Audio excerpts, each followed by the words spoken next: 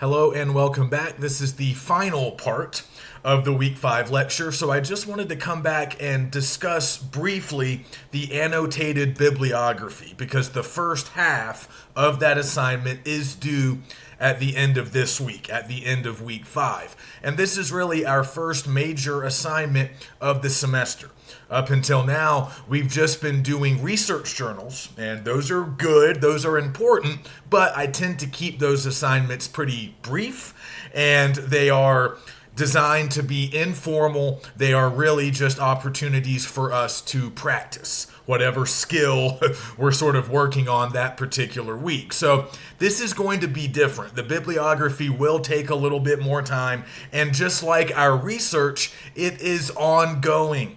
It's going to be continuing throughout the semester. So we do the first half of the bibliography here in Week 5, and then the complete and finished annotated bibliography will not be due until the end of Week 12. So that's near the end of the semester. So we have a lot of time because ultimately you need to show me all of the sources that you plan to use in your research paper. But here in the first half, what's due this week is just 4 of the sources that you found so far. So 1, 2, 3, 4. That's what we need in the first half. And then we're going to eventually double that by the time we turned in our finished final versions. But we have plenty of time to find all 8 sources. We're just getting started now, but I want to make sure everybody is making some progress. So I am asking for 4. But just remember, these are sources that you're planning to use later on the research paper. You can change your mind. In some cases, it's okay if some of these sources don't end up making it, if they don't make the final cut, and if they don't actually appear in your research paper, because plans change. Our argument might develop in a particular way that makes us kind of go back and look for some new sources, and we might not end up using some of the original sources that we found. But of course, it would be very good. It would be very helpful, very convenient for you, for each of you, if you can end up using at least 3 out of these 4, 2 out of these 4. It's no big deal if you end up replacing 1 or 2, but you don't want to have to start from scratch with your research after this week. Again, we're supposed to be moving on research now, and we want some of the work that we do this week to count later on. So at the very least, you want to have a couple of sources that will stand up to the test of time, and they will help you later. But I just want to see that everybody's researching. Like I said, if a couple of these sources don't make the final cut, that's okay. If they don't later appear on your finished bibliography, that's okay. Because at the very least, you're learning, you're reading about your topic, you're gaining more knowledge. That's going to help your ethos, your credibility.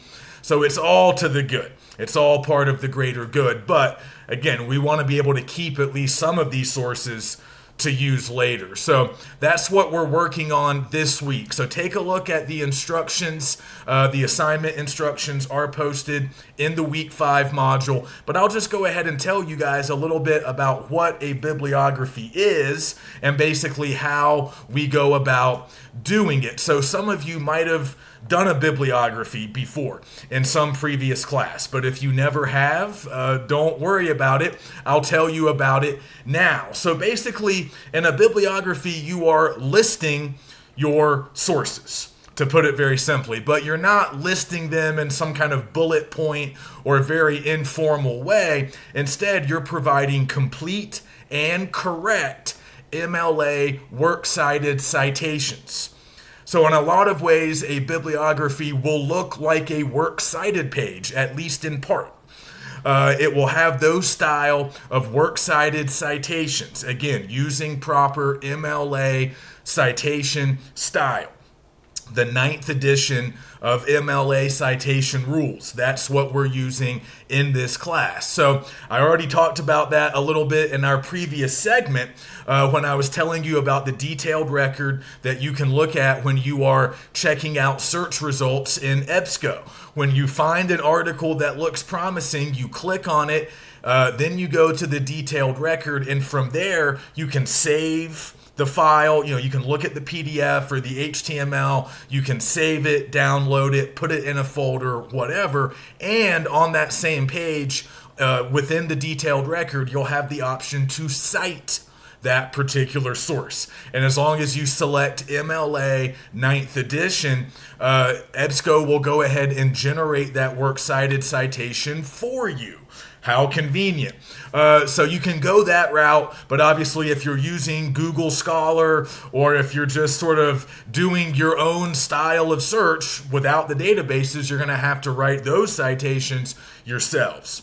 So we need complete and correct works cited citations for each one of the sources that we are including in the first half of the bibliography. So this, of course, means more than just a URL. I don't just want links to your sources. That's not going to cut it, not for the bibliography, and not later on the works cited page for your research paper. So, of course, the goal here is to find some sources that we will use later, and once you have the citations done on the bibliography, you have a great jump start on your works cited page, because if you've cited your sources correctly in our bibliographies, you'll be able to cut and paste those works cited citations later into your actual works cited page. So we want to get them correct now, because if we don't get them now, we're going to have to clean them up and fix them later. So I've posted some examples in the week 5 module. I've just put a Word document in there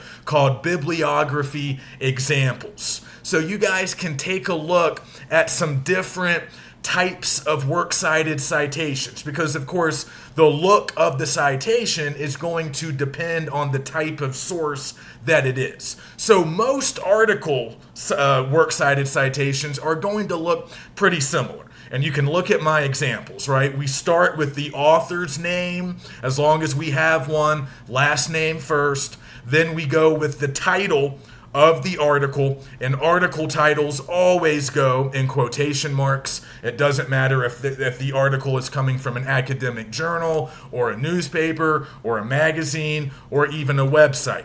Article titles always go in quotation marks. And then after the article title, you'll typically have the name of the publication where this article originally appeared. So again, going back to the detailed record, when we're doing our research, I told you guys when you get inside the detailed record, for any source, for any article, typically you'll be able to see the author, the name of the author, the title of the article, and the source where that article came from, the original publication, the name of the newspaper, the name of the magazine, or the academic journal. So again, all that information is important. Like I was saying last time, it's all important because you're going to need it when you're doing your bibliography. So look at my examples. Once you get comfortable with the basic templates that we're using here, once you get comfortable with how to do an article, it's not going to change all that much. Now, again, you have to be aware of what type of article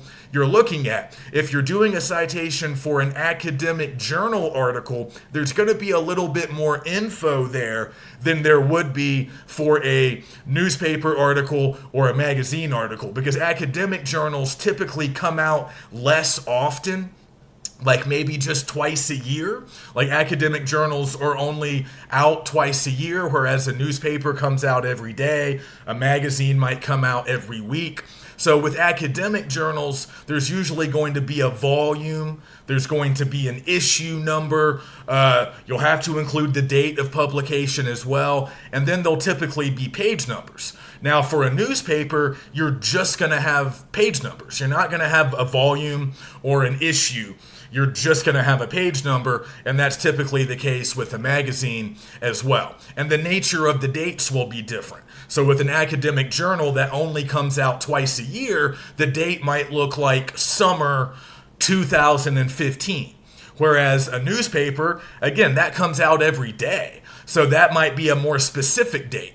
like Tuesday, November 21st, 1995. Whereas a magazine date, again, might be a little more specific. It might be a month. It might be a specific date. It kind of depends. So you just need to be responsible for all of that info. And I'm showing you examples in my document of journal articles, magazine articles, and newspaper articles. I even show you an example of how an article should be cited when it's coming from a website. So we kind of treat the website, the name of the overall website, the same way we would treat the name of the newspaper or the name of the academic journal where an article might appear.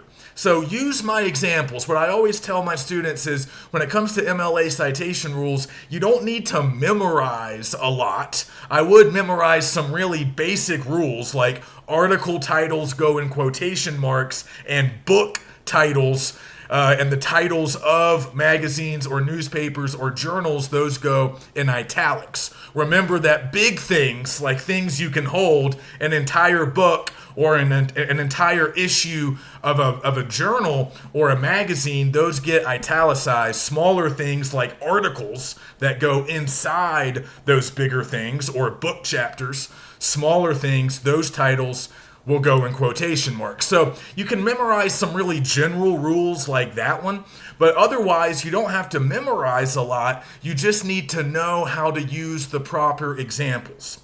You need to be able to find examples of the type of source that you're dealing with, and then look at an example of how to cite that kind of source. So if you know that you have an academic journal article and that's what you're citing, you want to make sure that you're doing it right. Look at examples of academic journal articles, and how to cite them. Just follow my examples. I'm giving you a few places you can go online to also look at good examples. So just follow the examples and then plug your information in. Follow the structure that you're seeing and just replace whatever, names and titles they have with the names and titles that you have. It's very simple as long as you're just looking at the right places, if you're going to the right places and looking at the right examples. And remember, if you're using EBSCO, the database will create the citation for you. You just need to double check